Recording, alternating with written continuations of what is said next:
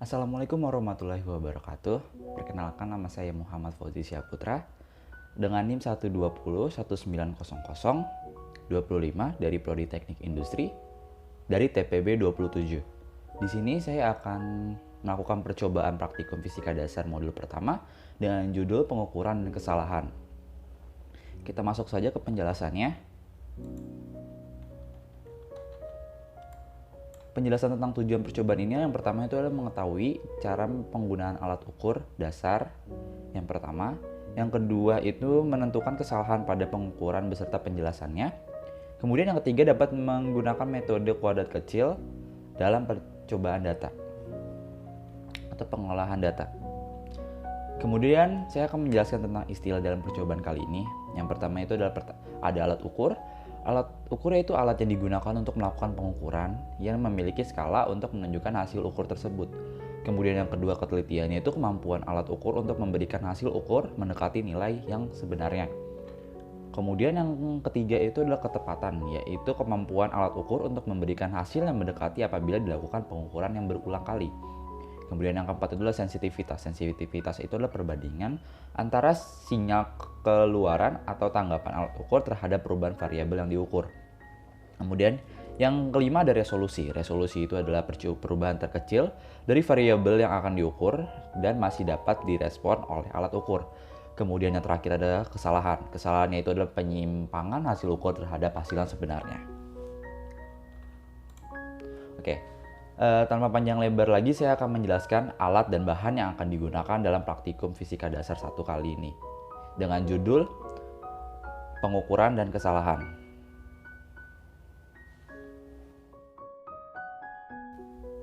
Penggaris,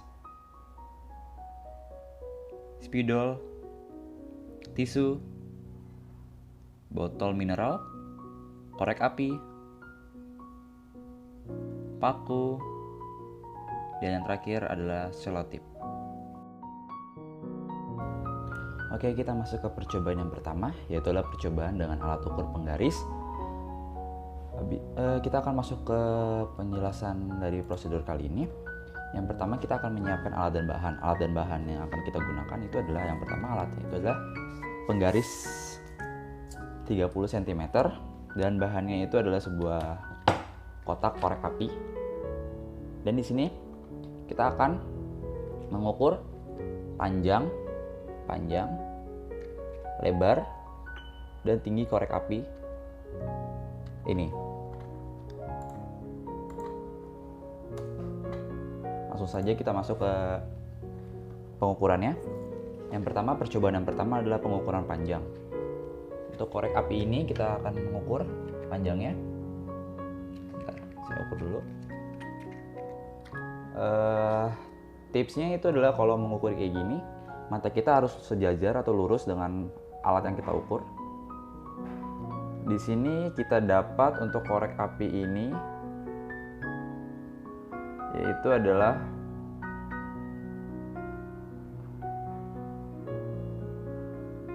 bentar. Adalah 5,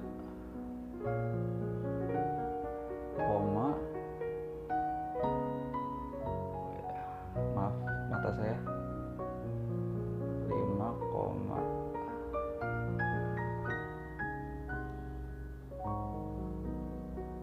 5,01. Kita dapatkan 5,1 cm dalam percobaan pertama, percobaan panjangnya 5,1 cm. Ini bagian yang pertama, bagian sini. Kita akan coba bagian yang sebelah sininya untuk percobaan keduanya. Coba kita tes lagi.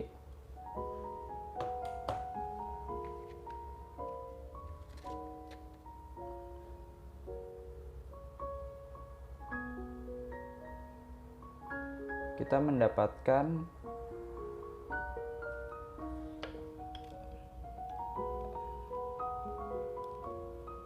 tidak tahu kalau Anda bisa lihat atau tidak.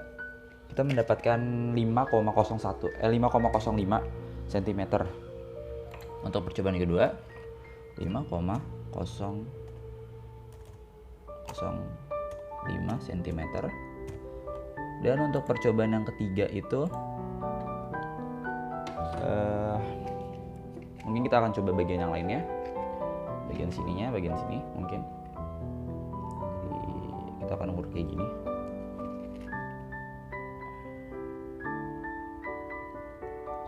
Itu dari bagian sini saya mendapatkan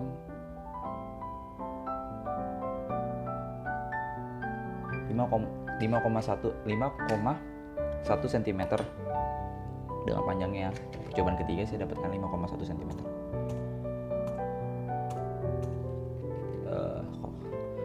Kemudian kita akan memasuki ke pengukuran lebarnya. Pada percobaan yang pertama, yaitu lebar yang ini. Kita coba.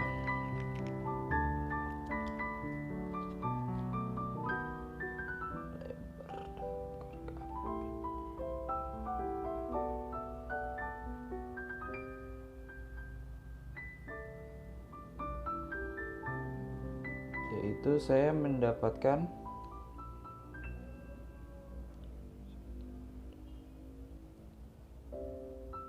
3,7 cm. Untuk lebarnya saya mendapatkan 3,7 cm untuk percobaan yang pertama. Kemudian untuk percobaan yang kedua saya akan coba di sisi yang lainnya.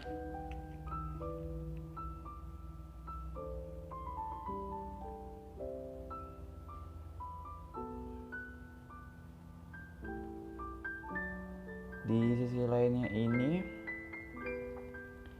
saya mendapatkan 3,65 cm. Anda bisa lihat atau tidak, mungkin nanti saya akan tunjukkan hasil screenshotnya. 3,65 cm. Kemudian untuk percobaan yang ketiga, saya akan coba di sisi yang lainnya. Mungkin saya akan ukur seperti ini.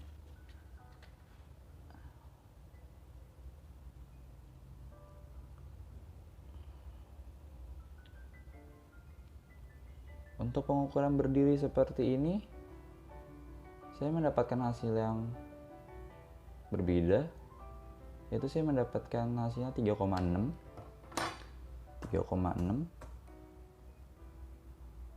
cm untuk lebar percobaan 3. Kemudian saya akan mengukur tingginya, tinggi dari korek api ini.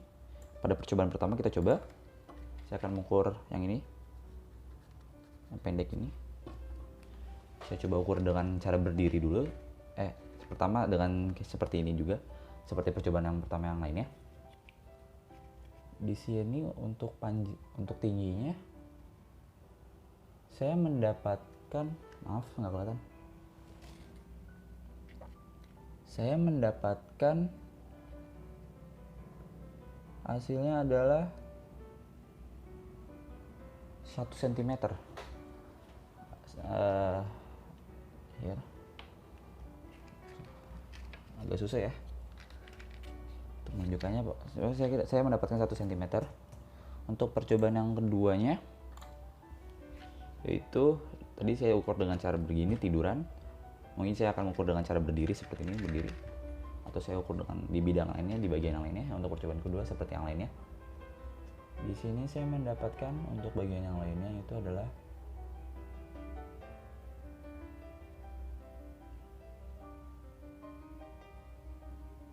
1 cm juga. Dan untuk terakhir percobaan ketiga seperti yang lainnya, kita akan coba untuk berdiri seperti ini. Kita ukur berdiri seperti ini. Dan kita ukur dari bawah, bagian bawah sini, bagian bawah.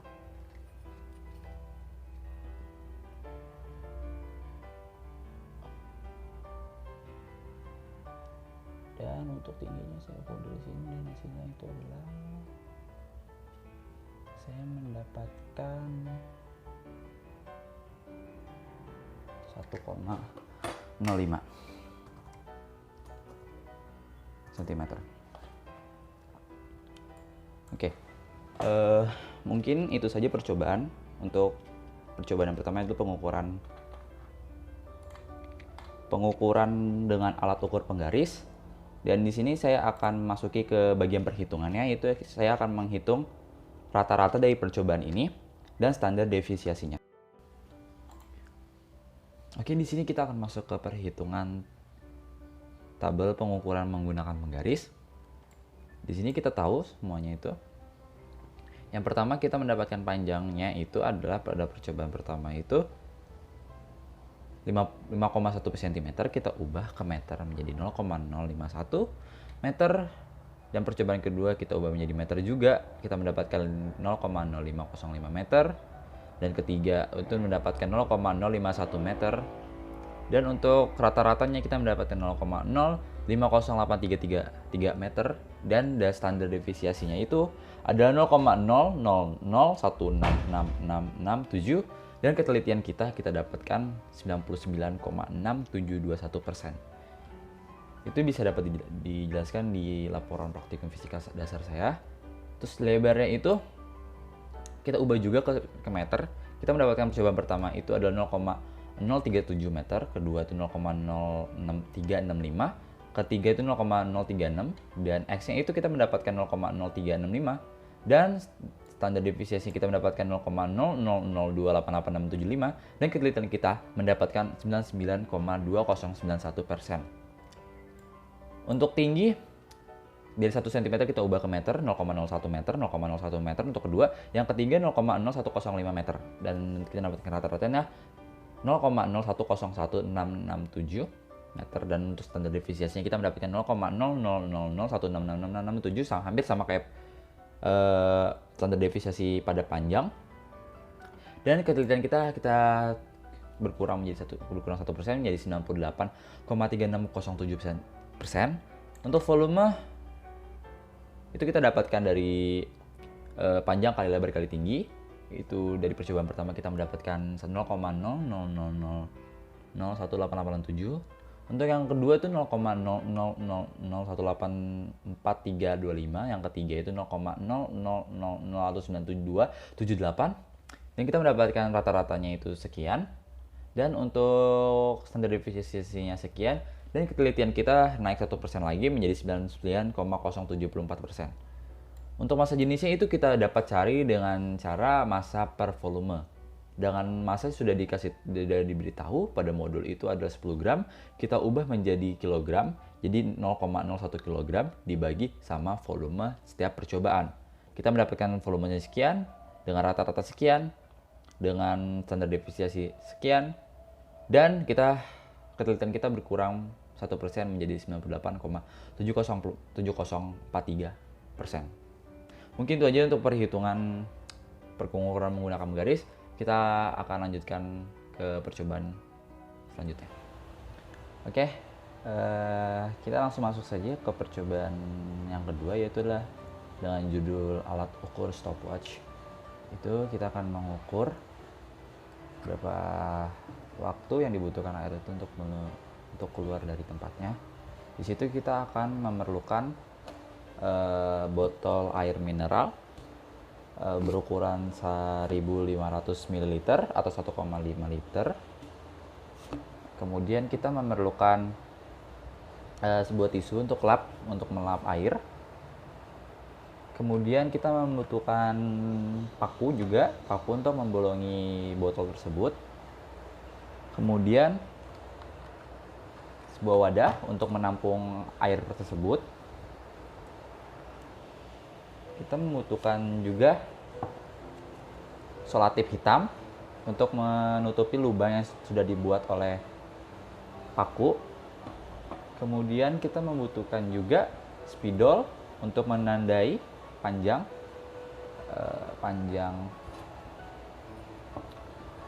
lubang yang dilubangi dan berapa jaraknya terhadap air. Kemudian kita juga butuh penggaris. Dan yang terpenting kita membutuhkan air. Pertama-tama saya akan menjelaskan langkah-langkahnya itu. Pertama itu siapkan botol air mineral bekas 1500 ml. Kemudian lubangi botol air mineral bekas tersebut satu lubang berjarak 5 cm dari bawah botol dengan menggunakan jarum paku atau paku. Ketiga, buatlah garis batas 10 cm dari bawah botol dengan menggunakan spidol atau pena.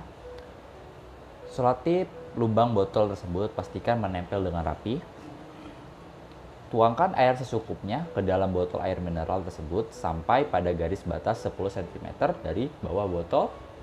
Kemudian pastikan botol dalam keadaan stabil.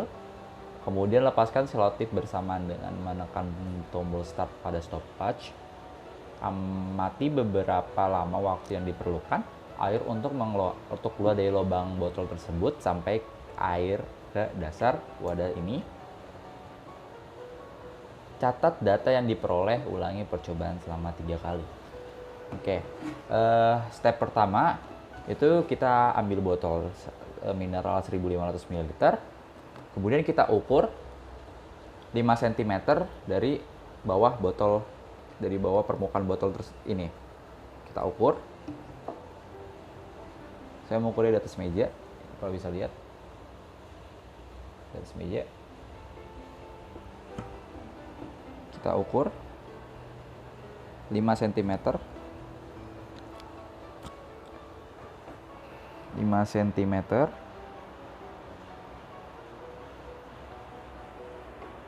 5 cm. Oke. Sudah 5 cm di sini. 5 cm. Agak susah ya kelihatannya, tapi ini 5 cm.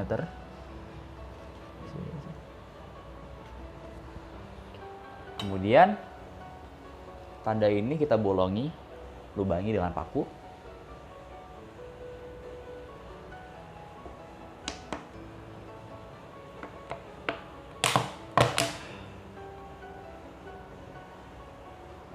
Sudah bolong. Oke. Kemudian lubang tersebut pertama-tama kita tutup dulu pakai selotip atau lakban hitam. Kita ambil.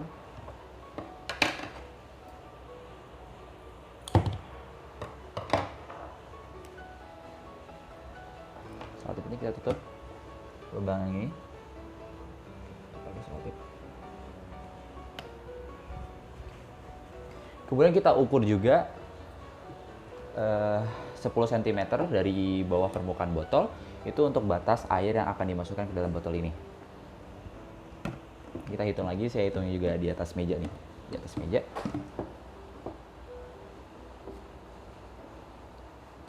Sepuluh cm. Kita tandai menggunakan spidol.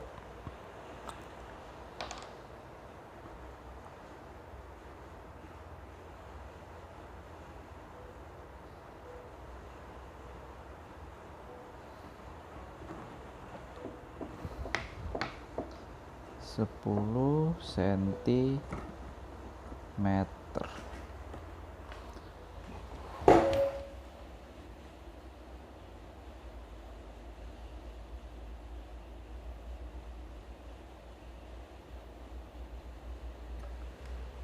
Oke. Sudah saya tandai 10 cm.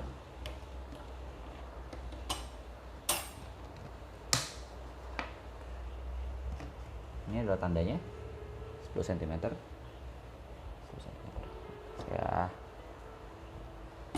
Saya ini dulu sebentar.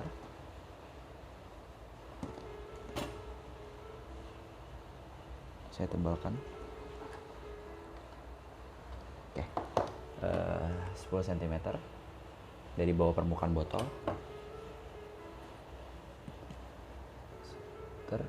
Sini 10 cm. Baik. Dan ini adalah lubang yang tadi kita tutupi.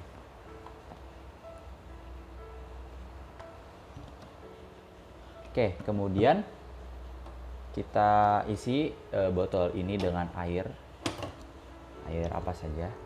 Oke, tunggu.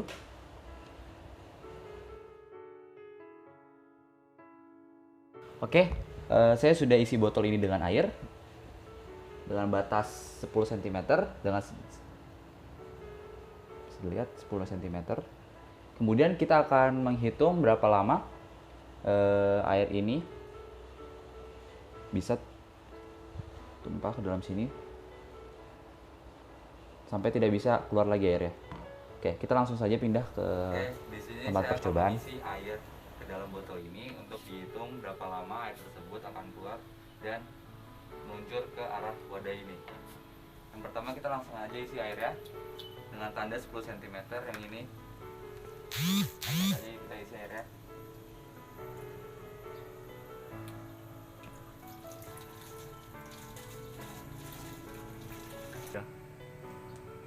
Oke, di sini saya sudah isi airnya dengan 10 cm dan kita langsung saja hitung berapa lama air ini tumpah ke dalam wadah ini.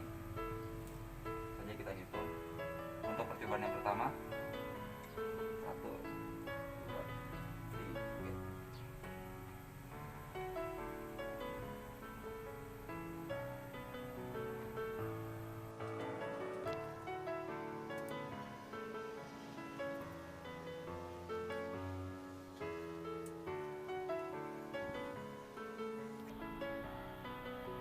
Oke, di sini percobaan pertama airnya sudah selesai keluarnya, itu kita mendapatkan 4 menit 20 detik.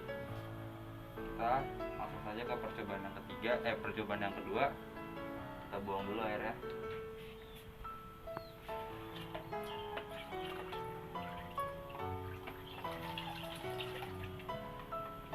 Sebelum itu tutup lagi lubangnya dengan selotip hitam.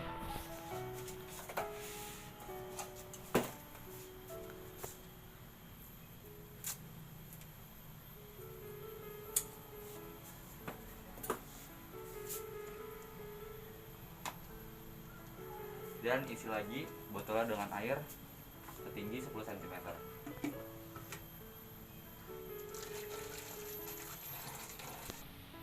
Oke, di sini saya sudah isi airnya setinggi 10 cm. Nah, kita langsung saja ke percobaan kedua. Berapa lama air ini akan keluar dari botolnya? Langsung saja. 1, 2, 3.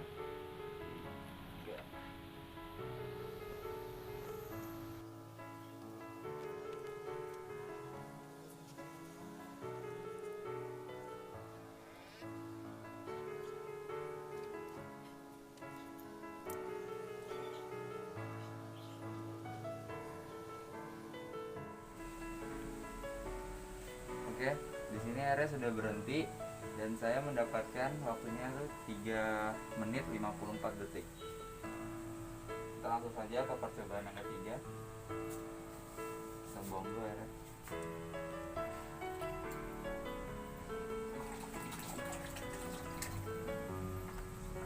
Sebelum itu tutup lagi.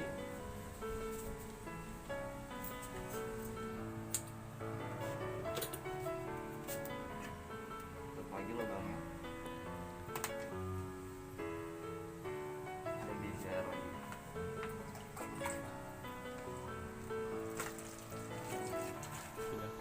Oke, di sini saya sudah isi airnya setinggi 10 cm dan kita langsung saja untuk percobaan yang ketiga.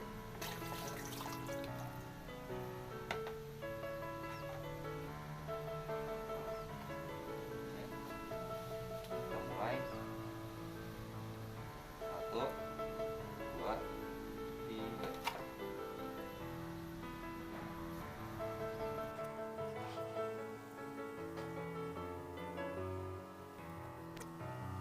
Sudah menghitung waktunya untuk percobaan ketiga, akhirnya berhenti pada menit 4 detik ke 5,06. Oke, mungkin itu saja untuk percobaan kali ini, untuk percobaan pengukuran menggunakan stopwatch. Kita lanjut saja ke perhitungannya nanti.